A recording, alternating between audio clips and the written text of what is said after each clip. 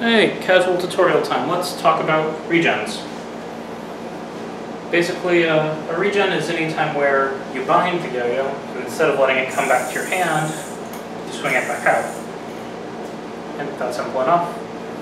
Mechanically, the way you do it is you bind the yo-yo, and then as it gets close to your hand, you then make a semicircle motion towards the opposite side of your body. So it's coming in from the throw hand side, you want to send it to the non-throw side, like that. Okay, so again, just like that. You can also regen in the other direction, so anyway. So that's going from side style to front style, and also going from front style to side style. Okay, and let's talk a little bit about the logistics. It's not really tips and tricks, but sort of to help you troubleshoot when you're practicing. Basically, there are, as far as I see it, sort of two main timing concerns for this. One of them is how close you let the yo-yo go to your hand. So, as you bind, it's going to move towards your hand, and at some point you're going to have to start this motion. So you can start it earlier, or you can let it get very close to your hand before sending it out. And that's going to be your choice. So, sort of starting it really early or waiting a while. Okay, so that's one timing issue. And when you're at first trying to learn it, it'll feel like, you know, it's all happening instantaneously, but as you practice, you will get a feeling for, you know, that distance. Another issue is going to be how far you swing your hand. And the example here is that you can swing your hand really far, try to get a lot of power out of it, or you can just, you know, sort of let it dribble out, you know. And you're going to experiment with those. I find that when the yo-yo is farther away from my hand, it makes it easier to see what plane I'm in, because, you know, that whole length of string is sort of tracing out a path, so I know what plane my yo-yo is swinging in. But when it's closer to your hand, it makes it easier to control the plane. So you're going to have to figure out what length is good for both being able to identify your plane and being able to control it. You know? And the arc is going to be sort of a trade-off between power and control. It's often a little easier to control if you're only doing a smaller arc, but you get more power if you're doing a bigger arc. So you're going to experiment around with that. And same deal when you're doing from front style to side style. I find that I usually arc a little more and let the yo-yo get a little closer to my hand when I'm doing from front style to side. But again, that's something that you're going to practice. So let's talk a little bit about the uses for the regen. One of the main uses for the regen is, sort of like I alluded to, if you're doing something in side style, let's say. So you're doing something in side style, and you want to go to front style,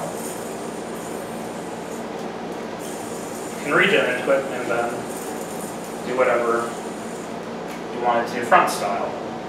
And same deal if you start in front style, so then you can do whatever you want to do side style. So that's a good use for it. It allows you to, if you're making a combo or routine, allows you to have less dead space. Basically, the yo-yo is not in your hand, it's still in play, so you can use it.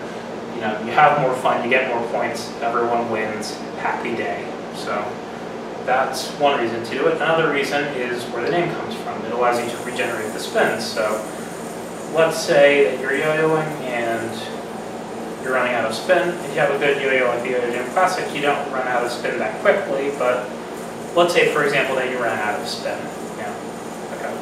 Then it makes enough sense to just regen out, and then you'll have more spin. You can either do things from your front style, or you can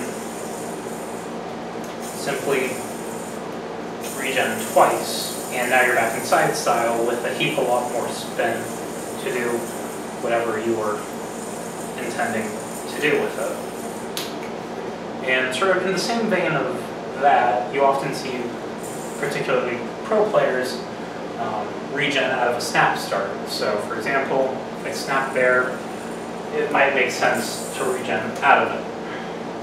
And the reason for that is, since you're throwing it out and binding it back up, that gives you a little more of a feel of how strong your bind is. So you're going to know how strong your next throw is going to be. Whereas from the snap start, it might be a little harder to know how strong your bind was. So it allows you to play a little more consistently. I'm bad at the other snap starts, but some snap starts use regens sort of built in. That. And often for that type of snap start, you see people, regen it even twice to make sure that they have the right amount of spin for their actual bind, so they can grab it and then keep doing their tricks. And sort of the final reason would be often people use a regen just sort of as the icing on the cake for a trick. So you're doing whatever your trick is. Sure, I'm sure you have a good trick you're practicing, but anyway, you could regen out of it and then bind. Okay, that is a thing you can do. Right? So just to get that idea again, let's say you're doing your trick. Okay, so you regen out, and then you do some bind from front style. So in that case, didn't do it very well, but you can sort of, let's pretend you didn't see that. So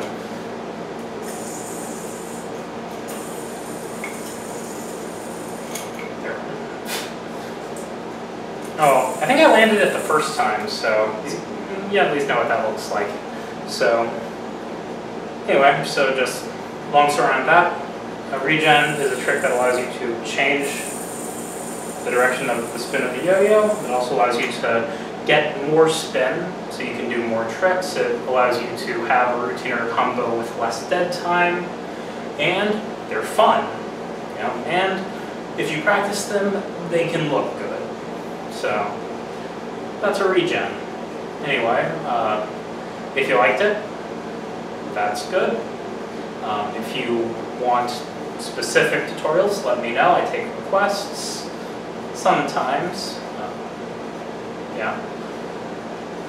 If you want to let me know how I'm doing, things like that, feel free to leave a comment in YouTube or on Reddit.